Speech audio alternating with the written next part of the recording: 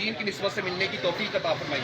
जो कुछ भी करता है अल्लाह ही करता है, अल्लाह के अलावा कोई कुछ नहीं करता। वो वहदहु ला शरीक है, उसका कोई शरीक नहीं, ना उसका कोई हमसर है, ना कोई सानी है, ना कोई साथी है, ना वो खाता है, ना पीता है, ना सोता है, ना उसकी किसी से रिश्तेदारी है। वो बेनियाज ज़ात है, वो समद है, वो बेनियाज है, वो खालिक है, वो सबको पैदा करने वाला है, वो राज़िक है, वो सबको रिज़्क़ देने वाला है, वो समी है, वो सबकी सुनने वाला है, वो बसीर है, वो सबको देखने वाला है, वो अलीम है, वो सब कुछ जानने वाला है, वो अलबारियु मुसव्विर है, वो ही जान डालने वाला और सूरतें बनाने वाला है, वो अल हय्यु है, हमेशा हमेशा जिंदा रहने वाला है, वो अल कय्यूम है, सबको कायम करने और संभालने वाला है, वो वहाब है, सबको अता करने वाला है, वो कहार है, सबको अपने काबू में रखने वाला है, वो जब्बार है, जबरदस्त है, वो अलमोमिन है, अमन और ईमान देने वाला है, वो रहीम है, बेहद रहम करने वाला है, वो रहमान है, बड़ा मेहरबान है, वो अल्लाह है जो हम सब पर मेहरबान हो गया, जिसने हमें इंसान पैदा किया, जिसने हमें जमीन पर अपना खलीफा मुकर्रर किया,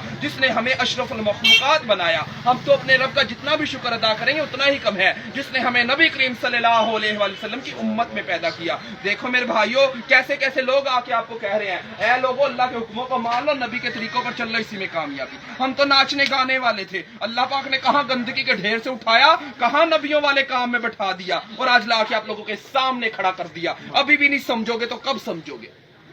अभी भी नहीं समझोगे तो कब समझोगे? अल्लाह तो गिरे पड़ों को उठा उठा के आपके सामने खड़ा कर कर दिखा रहा है। अल्लाह कहेगा मेरे भाइयों, मैंने उल्मा भेजे, मुफ्ती भेजे, कारी भेजे, दीन के दाई भेजे, हत्ता के नाचने गाने वालों को भी हदायत दे के आपके सामने खड़ा कर दिया था, और वो भी यही कह रहे थे लोगों अल्लाह की तरफ आ जाओ, वहां कोई उज़र चलने वाला नहीं, अल्लाह दुनिया में सारे उज़र पूरे किए जा रहा है। तो मेरे भाइयों, कब तक गफलत में सोते रहोगे? आखिर एक दिन बेदार हो जाओगे। इससे पहले कि दुनिया की गिरफ्त हम पर मजबूत हो जाए, खुद को इसकी कैद से छुड़ा लो। अल्लाह की तौफीक और सआदतमंदी की बात समझो, अल्लाह का फजल और करम समझो कि अल्लाह पाक ने पाकिस्तान मुल्क को अंबिया वाला काम दिया, नबियों वाला काम दिया। नबी करीम सल्लल्लाहु अलैहि वसल्लम के दीन का परचम पूरी दुनिया में लहरा दो। अगर हम जैसे नाचने गाने वाले इस काम को मकसद बनाकर कर सकते हैं तो आप लोगों के लिए कोई मुश्किल नहीं है।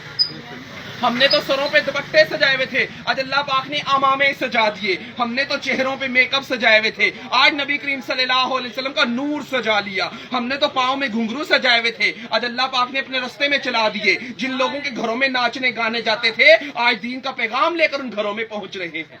ये है ला इलाहा इल्लल्लाहु, अल्लाह से होता है, अल्लाह के गैर से कुछ नहीं होता। अगर हम जैसे नाचने गाने वाले इस दीन के काम को मकसद बनाकर कर सकते हैं कि पूरा का पूरा दीन अल्लाह का होकर रह जाए, आप लोगों के लिए कोई मुश्किल नहीं है। कि है कोई मुश्किल आप लोगों के लिए? पैसा तो हमारे तलवों के नीचे था, इस पे हम नाचा करते थे। अगर पैसों में कामयाबी होती, अगर मालों में कामयाबी होती, फिरौन, हमान, शदाद, कारून, नमरूद कामयाब हो जाता। कामयाबी है तो अल्लाह के दीन में कामयाबी है। सबसे बड़ा हुक्म अल्लाह पाक का नमाज का है। अगर नमाज के दौरान खाना काबा का, बैतुल्लाह का तवाफ रुक सकता है तो हमारे कारोबार क्यों नहीं रुक सकते? हमारी बातें क्यों नहीं रुक सकती? हमारी मजलिसें क्यों नहीं रुक सकती? हमें भी चाहिए जब अल्लाह के घर का बुलावा आ जाए, हम सब अल्लाह के घरों की तरफ रवाना हो जाए।